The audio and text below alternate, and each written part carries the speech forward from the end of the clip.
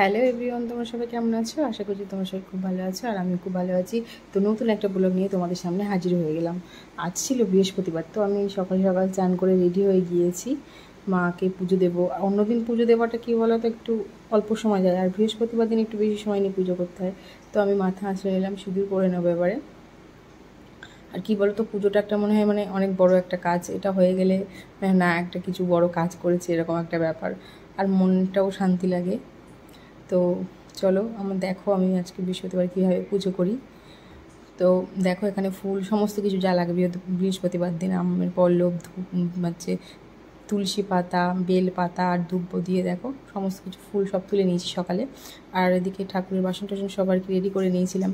তো আমার পুজো দেওয়া দেখো কমপ্লিট। আমি শিব ঠাকুর চান করানো সমস্ত কিছু, ঘরটায় আমের পল্লব দেওয়া, জল পাল্টানো সমস্ত কিছু করেছি। আর ওইদিকে দেখো আমার একটা গুরুদেবের আলাদা সিংহাসন কিনেছি, তো এখানে ঠাকুরকে ভোগ দিয়ে দিয়েছি।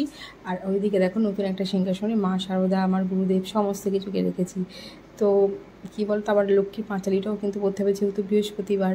তো দেখো ভিডিওটা কেমন লাগলে অবশ্যই জানাবে।